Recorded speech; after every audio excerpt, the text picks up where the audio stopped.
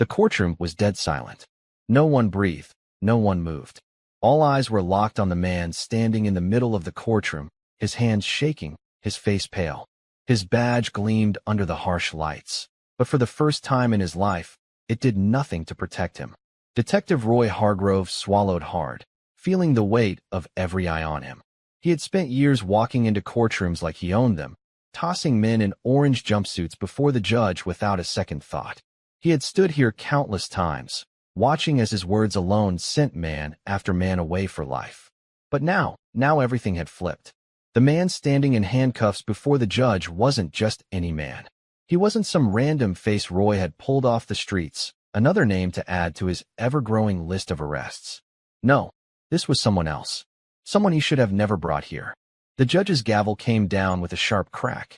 "Detective Hargrove," Judge Simmons said, her voice hard as steel. "Do you understand what you've done?" Roy tried to answer, but his mouth was too dry. The man in cuffs turned his head slightly, and for the first time, Roy saw the rage burning in his eyes. Not fear, not confusion. Pure, unfiltered rage. Roy's stomach twisted. He had made a mistake so big, so irreversible, that his entire career, his entire life, was about to come crashing down. The judge leaned forward, her gaze drilling into him. "Detective, I'll ask you one more time. Do you understand what you've done?" Roy opened his mouth to respond. But before he could say a word, the courtroom doors flew open, and everything changed. 3 days earlier, Detective Roy Hargrove was untouchable. At least, that's what he told himself. For nearly 20 years, he had worn his badge like armor. People feared him, and that was the way he liked it. He had a reputation. A good one, if you asked his fellow officers. A bad one, if you asked anyone else. But it didn't matter. As long as he kept putting criminals away, he could do whatever he wanted. Roy sat in his unmarked police car, sipping his coffee, watching the street from behind tinted windows. He loved this part of the job, hunting. He was like a lion, waiting for the weak to cross his path. And today, he was after a man named Malik Carter. Malik was no angel. He had a record, and that was enough for Roy. He had been arrested a few times: drugs, loitering, resisting arrest. The kind of guy who thought he could outrun the law, but never did. This time, Roy was sure he had him on something big. A robbery had gone down at a convenience store, and the clerk swore it was a tall black man with a scar above his left eye. That was all Roy needed. And just like that, he saw him. A black man, tall, walking out of a barber shop. His back was turned, but Roy could see the scar just above his left eye. Roy grinned. "Gotcha." He threw his car door open, reaching for his cuffs as he strode forward. "Malik Carter," he barked. The man barely had time to turn around before Roy was on him, shoving him against the brick wall. "What the hell?" the man shouted. Roy twisted his arm behind his back. "You know what this is for," he said smugly. "Let's not make this harder than it needs to be." The man struggled. "I didn't do anything. You got the wrong guy." Roy laughed. They always said that. People on the street stopped to watch. A few pulled out their phones, but Roy didn't care. He had done this 1,000 times. He shoved the man into the back of his car, slammed the door, and drove off.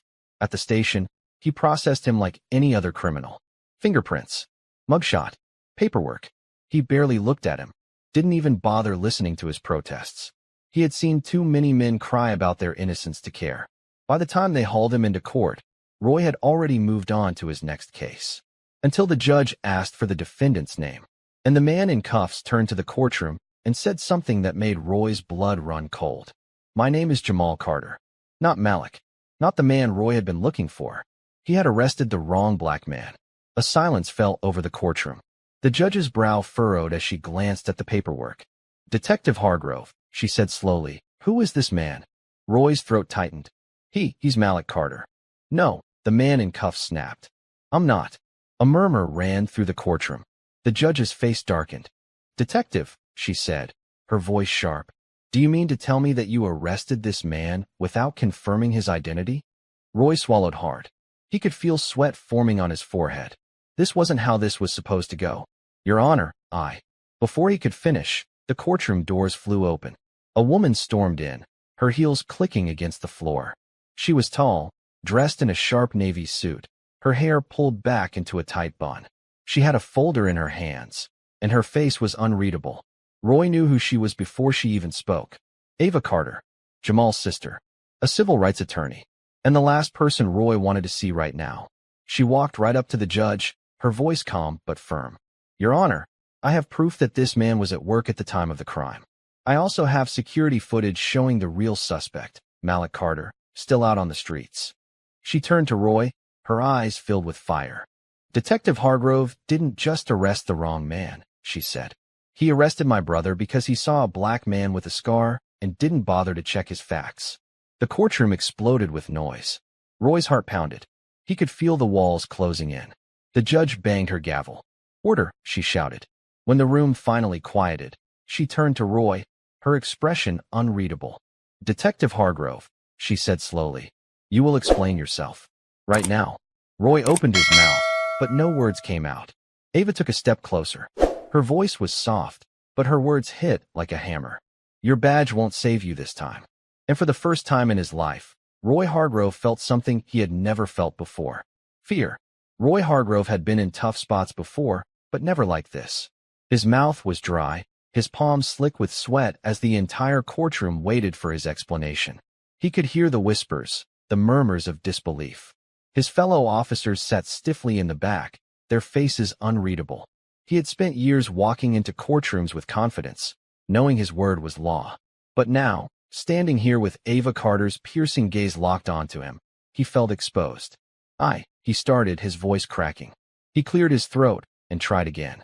It was an honest mistake. Ava scoffed, shaking her head. A mistake, she repeated, her voice sharp.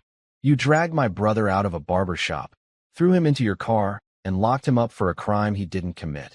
Because he looked like someone else? Roy clenched his jaw. He wanted to argue, wanted to tell her to sit down and shut up. But he couldn't. Not this time. Judge Simmons turned to the bailiff. Release the defendant. The cuffs around Jamal's wrists clicked open, and he rubbed his hands as he stepped away from the officer. He didn't move toward Roy, didn't even look at him, just turned and walked straight to his sister. Ava placed a reassuring hand on his shoulder before shifting her focus back to the judge. Your Honor, my brother lost his job because of this. He spent 2 nights in jail. And this detective, she gestured toward Roy, her lip curling with disgust, didn't even bother to verify his identity. Judge Simmons leaned back in her chair, studying Roy like he was a bug under a microscope. Detective Hargrove, I will be reporting this incident for internal review. Roy's stomach dropped. Internal review? This was getting worse by the second. Your Honor, he started, stepping forward. The judge slammed her gavel. I suggest you stop talking, detective. I'll see you in my chambers. Now. Roy's face burned as he walked out of the courtroom, every step heavier than the last. The walk to Judge Simmons' chambers felt like a death march. The moment he stepped inside, she closed the door behind him and folded her arms. What the hell were you thinking? She snapped. Roy exhaled through his nose. I thought it was him. The description matched. The description? The judge shook her head. You arrested a man based on a scar and the fact that he was black. Roy bristled. That's not what happened. Then tell me what happened. He didn't have an answer for that. Because the truth was, that was what happened. He saw a tall black man with a scar and assumed he was Malik Carter. He hadn't bothered checking, hadn't asked questions, just saw what he wanted to see. Judge Simmons sighed. Detective, I've seen you in my courtroom too many times to count. I know how you operate. You cut corners, you rush through cases, and you expect everyone to just go along with whatever you say. She leaned forward. But you didn't just arrest the wrong man. You arrested Ava Carter's brother. Roy frowned. What does that have to do with anything? Judge Simmons scoffed. You really don't know who you messed with, do you? Roy didn't respond. The judge walked over to her desk, grabbed a file, and tossed it onto the table in front of him. Ava Carter is one of the most feared civil rights attorneys in the state. She has built her career exposing dirty cops. You've seen her name in the news, haven't you? Roy's stomach twisted. He had seen her name before, attached to lawsuits, protests, headlines about officers being fired or even jailed. She's not going to let this go, the judge continued. And neither am I. You'll be hearing from Internal Affairs. Get a lawyer. Roy opened his mouth to argue, but she pointed to the door. Dismissed. Roy stepped out of the judge's chambers in a daze. He barely noticed the officers in the hallway watching him, some with barely hidden smirks. He could already hear the whispers. Hargrove's finally in trouble. He stormed toward the exit, his fists clenched. This wasn't supposed to happen. This wasn't how things worked. He was Detective Roy Hargrove. He was untouchable. Except now, maybe he wasn't. 2 hours later, Roy sat in a bar nursing his second whiskey. The news was already spreading. His name was trending online, his mugshot-like work photo plastered across articles. Detective accused of wrongful arrest. He downed the drink in one gulp. His phone buzzed on the table. He hesitated before picking it up. Yeah. It was his captain. His voice was clipped, furious. Roy, what the hell did you do? Roy sighed. It was a mistake. You think I can sell that to the press? To Internal Affairs. Roy rubbed his temples.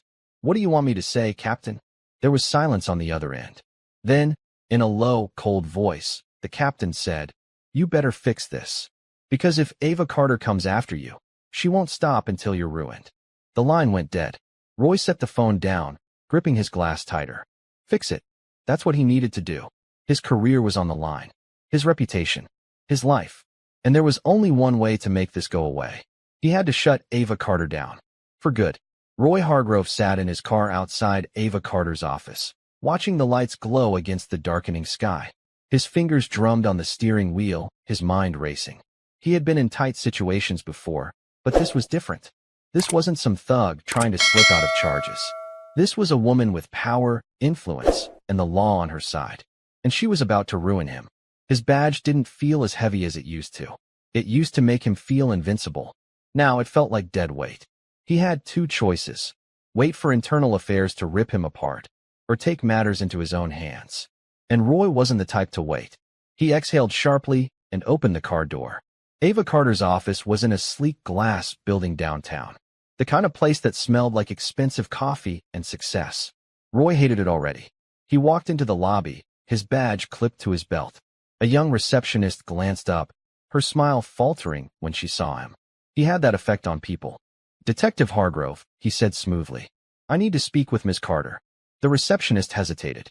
She's in a meeting right now. I'll wait. Before she could protest, Roy stepped past her, making his way to the hallway lined with office doors. He didn't care if he was being rude. He needed to get to Ava before things got worse. Halfway down the hall, he saw her. Ava stood in the doorway of a conference room, shaking hands with an older man in a suit. She turned her head slightly, and the moment her eyes landed on him, her entire expression hardened. She didn't look surprised. Of course she wasn't. She walked toward him with the same confidence she had in the courtroom, her heels clicking sharply against the marble floor. You have some nerve showing up here, she said, her voice calm but lethal. Roy forced a smirk. I figured we should talk. We have nothing to talk about. I think we do, he countered. This situation? It's bad for both of us. Ava crossed her arms. Bad for you, you mean? Roy's jaw clenched. Look, Ava. Ms. Carter, she corrected. Roy exhaled sharply. Fine. Ms. Carter. You're about to throw my whole career under the bus over one mistake. I get it. You want justice. But what if I told you there's another way? Ava raised an eyebrow. Another way? Let me make this right. I'll get your brother compensation.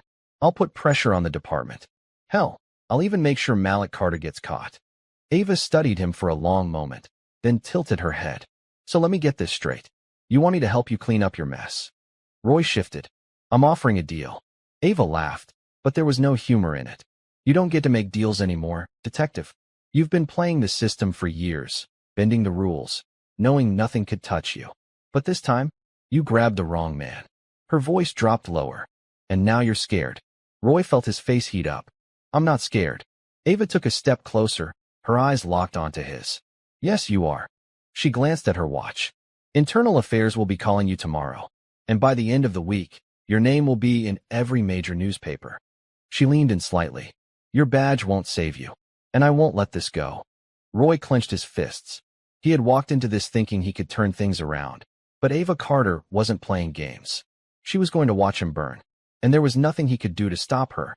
For now, Roy stormed out of the office, his heart pounding. He had to think. He had to act fast. This wasn't just about saving his job anymore. It was about survival. And if Ava Carter wanted a war, she was going to get one. That night, Roy sat in his apartment, staring at his laptop. He had a whiskey in one hand, his phone in the other. He scrolled through articles already popping up online. Detective under fire for wrongful arrest. Civil rights attorney promises justice. He gritted his teeth. Ava was making sure he had nowhere to hide. His phone buzzed. It was a blocked number. He answered. Yeah. A deep voice spoke on the other end. I heard you're in some trouble, Hargrove. Roy's grip tightened. He knew that voice. It belonged to someone who operated in the shadows. Someone who handled things quietly. Someone Roy had used before. What do you want? Roy asked. The voice chuckled. Not what I want. What you need. Roy didn't say anything. The voice continued. I can make this problem disappear. But it won't be cheap. Roy exhaled slowly. He was already in deep. And maybe, just maybe, it was time to go deeper. He took another sip of whiskey and made his decision. Tell me what you need. Roy Hargrove sat in his darkened apartment, the glow from his laptop screen casting sharp shadows on his face. The whiskey burned as he swallowed, but it wasn't enough to calm his nerves. The voice on the other end of the phone remained silent, waiting. Roy leaned forward, elbows on his knees. What are you offering? A slow chuckle came from the line. The kind of solution that keeps your name out of the papers. Roy exhaled through his nose. He had worked with this guy before, not directly, but through whispers in the department. A fixer. The kind of person you only called when the law wasn't enough to protect you. You want her gone? The voice asked. Roy stiffened. That was a step too far. No, he said quickly. I just need her off my back. A pause. Then, that can be arranged. Roy hesitated. He had spent his entire career bending rules, but he had never crossed this line before. But if he didn't act, Ava Carter would destroy him. What's the price? He asked. The voice laughed. You'll owe me. Roy didn't like that. He owed no one. But right now, he had no other options. Fine, he said. Do it. Click. The line went dead. Roy stared at his phone, the weight of his decision pressing down on him. It was done. Whatever was coming next. He couldn't stop it now. The next morning, Ava Carter woke to the sound of her phone buzzing. Groggy, she reached for it, glancing at the screen. Unknown number. She frowned, but answered anyway. Hello. Silence. Then, a distorted voice spoke. Back off. Ava sat up in bed, her heart hammering. Excuse me. You heard me. Drop the case. Forget about Hargrove. Ava's fingers tightened around the phone. She forced her voice to stay calm. Or what? A low chuckle. Or you won't like what happens next. Click. The line went dead. Ava stared at her phone, her pulse racing. Threats weren't new to her. She had received plenty over the years. But something about this one felt different. She took a deep breath and swung her legs out of bed. If they thought they could scare her into backing down, they were dead wrong. She was about to go harder. Meanwhile, Roy was at his desk at the station, trying to act normal. His captain hadn't spoken to him yet, and internal affairs hadn't called. Yet. But it was only a matter of time. His phone buzzed. A text from an unknown number. It's done. She got the message. Roy's chest tightened. This was real now. He ran a hand down his face, trying to shake off the guilt creeping in. She'll be fine, he told himself. It was just a warning. But something deep inside told him it wouldn't stop there. And he was right. Because later that night, something happened that changed everything. Ava Carter's car exploded. The blast shook the entire parking garage. Flames shot up toward the ceiling, smoke billowing out into the cold night air. The sound of alarms and shattering glass echoed through the structure. People screamed, running from the scene. A few pulled out their phones, recording as the fire engulfed the black sedan. By the time the fire department arrived, it was clear this wasn't just some freak accident. It was a message. Roy was in his apartment when his phone vibrated. A text. Problem solved. His stomach dropped. He shot up from his chair, hands shaking as he switched on the news. And there it was. Breaking news, civil rights attorney Ava Carter targeted in car explosion. The screen showed a live shot of the burning vehicle, firefighters hosing it down. Roy's heart pounded. He hadn't asked for this. He just wanted her scared, not dead. Then the reporter spoke. Miraculously, sources confirmed that Ms. Carter was not in the vehicle at the time of the explosion. Roy's body sagged with relief. She was alive. But then, another thought hit him. If she survived, that meant one thing. She was coming for him. And this time, there would be no deals. Ava Carter stood in front of what used to be her car, the burned-out shell still smoldering as the fire department packed up their hoses. Smoke lingered in the cold night air, thick and acrid, but she didn't move. She didn't flinch. Someone had tried to kill her. and she had a good idea who was behind it.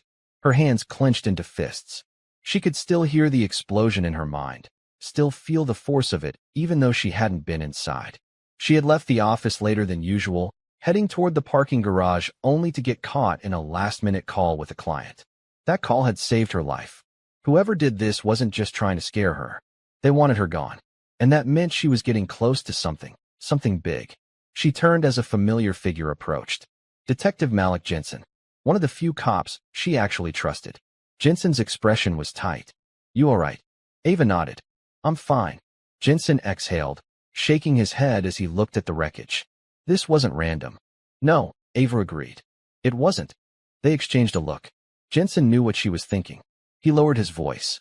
"You think it's Hargrove?" Ava's jaw tightened. "I know it's him." Jensen let out a slow breath. "If that's true, he's more desperate than we thought." Ava didn't respond right away.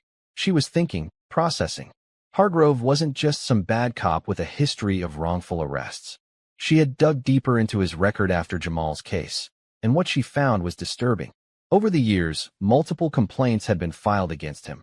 Excessive force, coercion, evidence tampering. But every time, he had walked away untouched, protected by the blue wall of silence. Until now, she had cracked his shield, and this was his response. She took a deep breath and looked Jensen straight in the eye. "I want him taken down." Jensen hesitated. "Ava, you know how hard that's going to be. He's got friends in the department. And if he's willing to go this far," he gestured at the car, "then we don't know what else he's capable of." Ava's eyes were cold. "I don't care." She turned toward the wreckage one last time, then back to Jensen. "I need proof. Something that ties him to this." Jensen studied her for a moment before nodding. "I'll see what I can do." Ava nodded. "And I'm going to make some calls." She wasn't going to wait for the system to deal with Roy Hargrove. She was going to destroy him. Meanwhile, Roy was pacing his apartment, his phone in his hand, his pulse thudding in his ears. What the hell had just happened? This wasn't what he asked for. He had wanted Ava scared, not dead. Now, the whole city was watching. The news wouldn't stop talking about it. He grabbed his phone and called the number. It rang twice before the same low voice answered. "Problem." Roy gritted his teeth. "That's not what I asked for." A pause. Then, a slow chuckle. "You wanted her off your back." Roy clenched his fist. "I didn't want this kind of heat." "Relax," the voice said. "She got the message. If she's smart, she'll back off." Roy exhaled sharply, rubbing his forehead. But then, something else hit him. If Ava wasn't in that car, that meant she was alive. That meant she was still a problem. And if she thought he was behind it, his blood ran cold. She wasn't going to back off. She was going to come for him harder than before. His phone buzzed again. A new message. "You better handle this, or we will." Roy swallowed. He had just stepped into something he wasn't ready for. And now, there was no way out. The next day, Ava Carter walked into the newsroom of the biggest investigative journal in the city. She wasn't here to give an interview. She was here to start a war. The journalist she had contacted, Lisa Tran, was already waiting for her in a private office. She was sharp, relentless, and, most importantly, not afraid of the police. Lisa gestured for her to sit. "You said you had something big." Ava slid a thick folder across the desk. "I want Roy Hargrove exposed." Lisa raised an eyebrow, but opened the folder. Inside were years of reports, complaints, sealed cases, and witness statements. Lisa flipped through the pages, her expression shifting. "Where did you get all this?" "I have sources," Ava said simply. Lisa nodded, understanding. "You know this will cause a storm." "That's the point." Ava's voice was like steel. "He tried to kill me. I'm done playing defense." Lisa exhaled. "This is going to take time to verify, but once we publish this," she shook her head, "Hargrove's career won't survive." Ava leaned forward. "I don't just want his career gone. I want him in prison." Lisa studied her. Then she nodded. "Let's burn him down." Roy knew he was in trouble before the article even dropped. By mid-afternoon, his captain called him into his office. The moment he stepped inside, he knew something was wrong. His captain's face was pale, his jaw tight. He shoved a printed article across the desk. Roy's stomach sank. The headline was brutal. "The cop who thought he was untouchable. Inside the corrupt career of Detective Roy Hargrove." Beneath it were damning words. Witnesses had come forward. Victims he had wrongfully arrested. A clear pattern of racial profiling. And worst of all, Ava Carter had publicly accused him of trying to kill her. Roy's hands curled into fists. The captain's voice was cold. You're suspended. Effective immediately. Roy's heart pounded. Captain. Internal Affairs is opening an investigation. Roy shook his head. This is a hit job. Carter's using the media. I don't care. The captain's voice was sharp, tired. You're done, Hargrove. Roy felt his blood pressure spike. This couldn't be happening. His badge. His gun. His entire life. It was slipping away. He stormed out of the office, his mind racing. Ava had gone nuclear. And if she wanted war, then war was what she was going to get. Roy Hargrove sat in his car, gripping the steering wheel so hard his knuckles turned white. His badge, the one thing that had shielded him for years, was gone. His gun, his authority, his control, gone. All because of her. Ava Carter had declared war. And she wasn't just coming for his job, she was coming for his freedom. The city had turned against him overnight. His name was all over the news. Protesters had gathered outside the precinct, demanding his arrest. People he had once walked past without a second glance were now glaring at him like he was the worst kind of criminal. His phone buzzed on the passenger seat. He grabbed it, expecting another threat, another message from his new friends pushing him to handle the situation. But it wasn't them. It was an unknown number. He hesitated, then answered. Who is this? A voice, sharp and familiar, cut through the line. Ava Carter. Roy's jaw clenched. How did you get this number? A soft chuckle. I have my ways. He exhaled sharply. What do you want? You already know what I want, she said, her voice steady. Justice. Roy rubbed his temple. This is bigger than you. You don't know what you're getting yourself into. Then why are you so scared? Roy didn't answer. Ava continued, her tone like ice. I hope you're enjoying your time off, Hargrove. Because soon, you won't just be suspended. You'll be behind bars. Don't push me, Carter. His voice was low, dangerous. She didn't flinch. Or what? Silence. Then she spoke again, softer this time. You think you're in control, but you're not. You never were. The system protected you for years, but now? That shield is gone, and you have nothing left to hide behind. Roy gritted his teeth. You think this is over? I know it's over. She hung up. Roy threw his phone across the car, his chest rising and falling in ragged breaths. She thought she had won. She thought he was done. But she had no idea how far he was willing to go. Ava wasn't afraid. She had dealt with corrupt cops before. She had brought down powerful men who thought they were invincible. But something about Roy Hargrove made her uneasy. It wasn't just the wrongful arrest. It wasn't just the car bombing. It was the way he had built his career, the way he operated like he knew no one could touch him. He had connections. And connections like that didn't just disappear overnight. She sat at her desk, tapping her pen against a stack of documents. There was still something missing. Something bigger tying Hargrove to something worse. A knock at the door pulled her from her thoughts. Jamal stepped in, his expression tense. You're not gonna like this. Ava straightened. What? He handed her his phone. She glanced at the screen. Her heart stopped. A photo. Taken just an hour ago. Roy Hargrove. Standing outside their mother's house. Watching. Waiting. Ava's blood ran cold. This wasn't just a fight in the courtroom anymore. This was personal. Roy didn't go home that night. He parked outside Ava's mother's house, watching the lights flicker in the living room. He wasn't planning anything yet. He just wanted her to know he was still here. Still watching. He had lost too much already. His badge. His reputation. His future. And if Ava Carter wanted to strip away what little he had left, then he was going to strip something away from her. His phone buzzed. A message. We told you to handle it. Do it. Now. Roy took a deep breath. This wasn't just about him anymore. Now, the people he worked with, the ones who had kept him safe for years, were getting impatient. And when people like them got impatient, things got ugly. Roy had one last chance to control this situation before it spiraled completely out of his hands. He grabbed his gun from the glove box, tucking it into his waistband. Then, he stepped out of the car and started walking toward the house. Inside, Ava's phone buzzed. She glanced down. A security alert. Motion detected, front porch. Her head snapped up. Jamal stood across the room, noticing the change in her expression. What is it? Ava didn't answer. She grabbed her gun from the drawer, chambered around, and moved toward the front door. She didn't need to check the camera feed. She already knew who was outside. She flicked the safety off, took a breath, and threw the door open. Roy Hargrove stood on the porch, his hand resting near his waist. For a long moment, they just stared at each other. Neither of them spoke. Neither of them moved. The street was silent. Then Ava's voice cut through the air, sharp and unwavering. You just made the biggest mistake of your life. Roy smirked. No. His hand moved, and the gunfire shattered the night. The first shot rang out, splitting the quiet night. Ava dove to the side, her back slamming against the wall as a bullet buried itself into the doorframe where she had just been standing. Jamal shouted from inside the house. Ava. She didn't answer. Her grip tightened around her gun as she peeked around the corner. Roy Hargrove stood in the front yard, gun in hand, breathing hard. His eyes were wild, his body tense. This wasn't just a scare tactic anymore. He was here to kill her. Ava didn't hesitate. She raised her gun and fired. The bullet struck the porch railing, splintering wood. Roy ducked and returned fire, the shots echoing through the neighborhood. Inside the house, Jamal grabbed their mother and pulled her down. Stay low, he hissed. He reached for his phone, fingers shaking as he dialed. 911.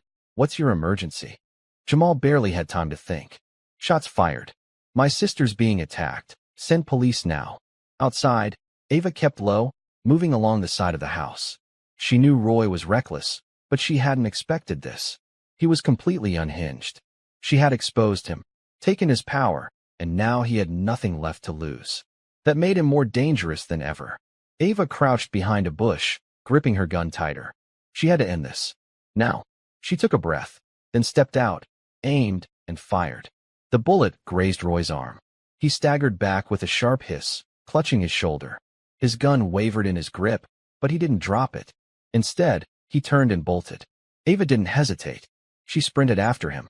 Roy vaulted over a fence, disappearing into the neighbor's yard. Ava's lungs burned as she ran. She heard sirens in the distance. Backup was coming, but not fast enough. She needed to catch him. She needed to end this. Roy crashed through the backyard, his mind racing. His shoulder burned from where Ava had clipped him, but he didn't stop. This wasn't how it was supposed to go. He had planned to scare her, to put her in her place. But the moment he saw her standing there, gun in hand, he knew she was never going to stop. So he had pulled the trigger first. And now he was running for his life. He cut through another yard, vaulting over a trash can. Then, headlights. A squad car screeched to a stop at the corner of the street. More sirens blared in the distance. Roy's heart pounded. He had two choices: keep running or make a stand. He pulled his gun up again. And then, a voice. Drop it, Hargrove. He turned just in time to see Ava, standing at the end of the alleyway, her gun aimed right at his chest. Her stance was steady, her eyes cold. Roy gritted his teeth. Don't do it, she warned. For a second, Roy thought about fighting, about pulling the trigger again. But then the police cars arrived. Officers spilled out, guns drawn. Hands up. Roy's chest rose and fell in sharp, ragged breaths. This was it. This was the end. Slowly, his fingers loosened around the gun. It hit the pavement with a dull clatter. An officer tackled him, shoving him against the ground. Cold metal cuffs snapped around his wrists. Ava didn't move. She just watched as they dragged him away. His eyes met hers one last time. And for the first time since this all started, Roy Hargrove knew what it felt like to be powerless. Hours later, Ava sat in the back of an ambulance, her hands still shaking from adrenaline. Jamal sat beside her, a blanket draped over his shoulders. Their mother was inside, safe. Jensen approached, his face unreadable. He's booked, he said. Attempted murder. Assault. Unlawful discharge of a firearm. He exhaled. This time, he's not walking away. Ava nodded, but she didn't feel relief yet. Jensen frowned. You okay? Ava glanced down at her hands. They were steady now. For the first time in weeks, she felt like she could breathe. I will be, she said. Jensen nodded. You did it. Ava looked up, her gaze firm. No, she said. We did it. The fight was over. Roy Hargrove thought his badge made him untouchable. But tonight, he had learned the truth. No one was above the law. The courtroom was packed. News cameras lined the back wall, their lenses trained on the defendant's table.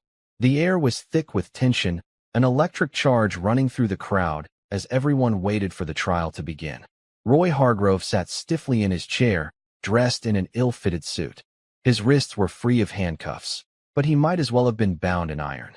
His reputation, his freedom, everything was on the line. And across the room, sitting at the prosecutor's table, was the woman who had destroyed him. Ava Carter. She met his gaze, her expression unreadable. But Roy knew what she was thinking. You lost. The judge entered, and the bailiff called the room to order. Court is now in session. The trial of Roy Hargrove had begun. 2 weeks earlier, Roy sat in his cell, staring at the gray concrete walls. The anger had settled into something worse, cold, hard dread. His lawyer had already warned him. This isn't just another case, Roy. They want to make an example out of you. And Ava Carter was leading the charge. She wasn't satisfied with just having him arrested. She was ensuring that when this trial was over, he wouldn't just be fired. He'd be locked away for life. She had gathered witness statements from people he had wrongfully arrested, pulled up internal reports of misconduct, and worst of all, she had solid proof tying him to the fixer he had called. The same fixer who had orchestrated the car bombing. Roy had tried to deny it, but the prosecution had obtained phone records, text messages, a money transfer. The evidence was damning. And Roy knew one thing for certain.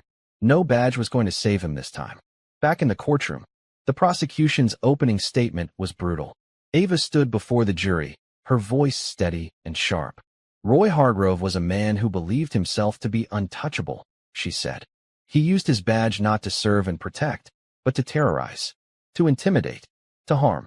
She turned, gesturing toward the evidence table, where stacks of files and photographs sat. But when his corruption was exposed, when he was finally held accountable, he didn't face it with dignity. Instead, he did what he had always done. He used violence. She glanced at Roy, her gaze piercing. But this time, his victim wasn't a powerless man with no voice. This time, his victim fought back. And now, it's time for justice. The jury hung on her every word. Roy clenched his fists. She was building the perfect case. And the worst part? She wasn't wrong. The defense. Roy's lawyer was good, but not Ava Carter good. His defense was simple. It wasn't me. The car bombing? No solid proof he had ordered it. The wrongful arrests? He had only done what any reasonable officer would have done. The attack on Ava? He claimed it was self-defense. But with every argument, Ava was there to tear it apart. Self-defense, she scoffed, crossing her arms. Tell me, Detective Hargrove, how exactly was it self-defense when you showed up to my mother's house in the middle of the night, with a gun? Roy opened his mouth to answer, but there was none, because she was right. The verdict. It took the jury less than 4 hours to deliberate. The courtroom was silent as the judge asked the foreperson to stand. Roy's heart pounded in his chest. In the case of attempted murder in the first degree, we find the defendant. A pause. Guilty. A murmur rippled through the crowd. Roy felt the blood drain from his face. The judge continued. In the case of conspiracy to commit a violent act, we find the defendant. Guilty. More whispers. Roy's hands clenched into fists. The judge wasn't done. In the case of misconduct, falsifying evidence, and abuse of power. A final pause. We find the defendant. Guilty. A gasping silence filled the room. Then the judge's voice cut through it. Detective Roy Hargrove, you are hereby sentenced to 25 years to life in prison. Ava exhaled, her body finally relaxing. It was over. Roy Hargrove had finally been brought to justice. 1 month later, Ava stood outside the courthouse, the sun warm against her face. The city was moving on. People were still talking about the case, about how a dirty cop had finally been held accountable. She had done what she set out to do. Justice had been served. Jamal walked up beside her. You did it. Ava smiled slightly. We did it. Jensen pulled up in his squad car, rolling the window down. Need a ride? Ava shook her head. No. She looked up at the courthouse one last time. Then she exhaled, turned, and walked away. Roy Hargrove had thought his badge made him untouchable. But in the end, justice had touched him after all. The prison gates slammed shut behind Roy Hargrove. He stood still for a moment, his wrists sore from the too tight cuffs, his mind still reeling from the verdict. 25 years. His entire life had been reduced to a single number. A guard grabbed his arm, pulling him forward. Move. Roy did. He had no choice. As he stepped deeper into the prison, the noise hit him first. The endless echoes of metal doors slamming, the distant shouts of inmates, the heavy footsteps of guards. He had sent so many men here over the years. Now he was one of them. The thought made his stomach turn. Inmates lined the walkways above, watching as he passed through. Some whispered, others just stared. He could feel their eyes on him, assessing, calculating. They knew who he was. And that was a problem. Roy Hargrove wasn't just any prisoner. He was a cop. And in here, that made him a target. They led him to his cell, a tiny concrete box with a thin mattress and a metal toilet. The door clanged shut behind him. Roy sat on the bed, staring at the wall. His mind was racing. This wasn't over. It couldn't be. He had spent decades climbing to the top, making sure no one could touch him. He had connections. And he wasn't going to rot in this cell like some common criminal. He just needed a plan. The first few days passed in a blur. The guards kept a close eye on him at first. Former cops always needed protection. But Roy wasn't stupid. He kept his head down, didn't speak unless spoken to. Still, he felt it. The eyes. The waiting. The inmates weren't in a hurry. They knew he wasn't going anywhere. And when the time was right, they would make their move. It happened on the 6th day. Roy was in the yard, keeping to himself, when he heard footsteps behind him. Too many. He turned slowly. 3 men stood there, watching him. Big guys. Hard faces. One of them, a towering man with a scar across his cheek, smirked. Well, look who we got here. Roy didn't respond. The man tilted his head. You remember me, don't you? Roy did. Andre Dre Michaels. A drug dealer Roy had busted years ago. Dre cracked his knuckles. Funny how things work out, huh? Roy tensed. His instincts screamed at him to move, to fight, to do something. But there was nowhere to go. Dre took a step closer. See, you spent years throwing guys like us in cages. Now you're in one. The others laughed. Roy clenched his fists. Dre smiled. Welcome to hell, Hargrove. Then, the first punch landed. Hard. Roy stumbled back, pain exploding in his ribs. Another blow came, then another. He hit the ground. Kicks rained down on him, each one sharper than the last. He heard shouting, guards rushing in. Then darkness. Roy woke up in the infirmary, his ribs aching, his eyes swollen shut. The doctor barely looked at him as he checked his vitals. Roy knew what this meant. The first warning. They weren't trying to kill him. Not yet. They were letting him know he was nothing now. No badge. No power. No way out. Meanwhile, on the outside, Ava Carter sat in her office, reviewing another case. She had moved on from Roy Hargrove. The city was moving on, too. Protests had slowed. The department was still under review, but changes were happening, slowly, painfully. Justice wasn't perfect, but it was moving in the right direction. Her phone buzzed. A text from an unknown number. She frowned, then opened it. He's not done. Ava's stomach tightened. She stared at the message, her mind racing. Who sent this? And more importantly, what did they mean? Ava Carter stared at the message on her phone. He's not done. Her fingers tightened around the device as a cold chill ran down her spine. Roy Hargrove was locked away. She had made sure of it. There was no way he could hurt anyone anymore. So who had sent this message? And what did they know that she didn't? She took a deep breath, forcing herself to think logically. There were only a handful of people who had her personal number. This wasn't just some random threat. This was a warning. She stood abruptly, grabbing her coat. Where are you going? Jamal asked from the doorway. Ava didn't look back. To find out what the hell is going on. Meanwhile, in prison, Roy Hargrove sat in his infirmary bed, every inch of his body aching from the beating he had taken in the yard. His ribs were bruised, his face swollen. But he was still here. And that meant he still had a chance. He had made a call, just one. A name from his past. A favor he had never cashed in. And if things went as planned, he wouldn't be sitting in this cell for much longer. The guard outside his room barely glanced at him. Roy leaned back against the thin pillow, a smirk tugging at his swollen lips. They thought they had buried him. They had no idea what was coming. Ava sat across from Detective Malik Jensen in a dimly lit diner, her hands wrapped around a cup of coffee. She hadn't touched it. Jensen had been her ally from the start, but tonight, his expression was different. Grim. You're not gonna like what I have to say, he started. Ava exhaled sharply. Just tell me. Jensen leaned forward. I have reason to believe Hargrove is planning something. Ava frowned. He's in prison. Jensen nodded. Yeah, but that doesn't mean he's powerless. He slid a file across the table. There's been movement. Quiet, but noticeable. Some of his old connections, dirty cops, fixers, have been making calls. Ava flipped through the file. Wire transfers. Meetings. Pieces of a puzzle she hadn't realized was still unfinished. She looked up. He's trying to get out. Jensen's jaw tightened. Or worse. Ava set the file down, her mind racing. If Roy was pulling strings from inside, it meant one thing. He had a plan. and she needed to stop it before it was too late. In the prison, late that night, Roy sat up when he heard the footsteps. Slow, calculated. Then, his cell door unlocked.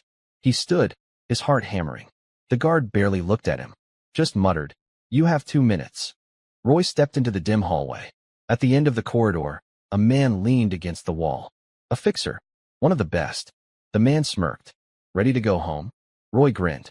The escape was on. Hours later, Ava's phone buzzed. She was halfway through reviewing a case when she checked the screen. She froze. Her heartbeat thundered in her ears. Breaking news. Convicted officer Roy Hargrove escapes prison. Manhunt underway. Her vision blurred for a moment as her grip tightened around the phone. This couldn't be real. Roy was gone. Ava's breath came in short bursts. He was coming for her. She knew it. And this time, it was going to end in blood. The city was in chaos. Police scanners crackled with urgent updates. The news played the same headline on repeat. Former Detective Roy Hargrove escapes from maximum security prison. Helicopters hovered over the streets, searchlights cutting through the night. Ava Carter stood by her window, gripping the curtain as she peered out. Every shadow seemed to move. Every sound outside made her pulse jump. Roy was out, and he was coming. Jamal entered the room, his face pale. "Ava, you need to leave." She shook her head. "I'm not running." Jamal's voice rose. "You don't have a choice. This guy isn't just mad. He's desperate." Ava turned to him, her jaw clenched. "That's exactly why I can't run. If I disappear, he'll go after someone else. You, Mom, Jensen. He'll do anything to get back at me." Jamal exhaled sharply, running a hand through his hair. "Then we need a plan." Ava nodded, and she already had one. Meanwhile, across the city, Roy Hargrove stood in a dimly lit motel room, staring at his reflection in the cracked mirror. His face was bruised, his ribs still ached, but none of that mattered now. He had made it out, and he had one goal left. Ava Carter had taken everything from him, his badge, his career, his freedom. It was time to return the favor. He loaded the pistol he had been given, tucking it into his jacket. Then he pulled out his phone. One call. A deep voice answered on the other end. "It's done." Roy's grip tightened around the phone. "Not yet." A pause. Then the voice spoke again. "We gave you a second chance. Don't mess this up." Roy's jaw clenched. He wouldn't mess this up. This was personal. And by the time the sun rose, Ava Carter would be dead. Midnight. Ava sat in the back of a black SUV, parked outside an abandoned warehouse on the outskirts of the city. She wasn't alone. Jensen sat beside her, double-checking his weapon. Across from them, a small team of officers monitored a laptop, tracking movement through hidden surveillance cameras. This wasn't just about catching Roy. This was about ending him. Ava's plan was simple. Lure him in, make him think she was vulnerable, and let the police take him down before he could hurt anyone else. But deep down, she knew something. Roy wasn't going to let them take him alive. 1 hour later, footsteps echoed in the empty warehouse.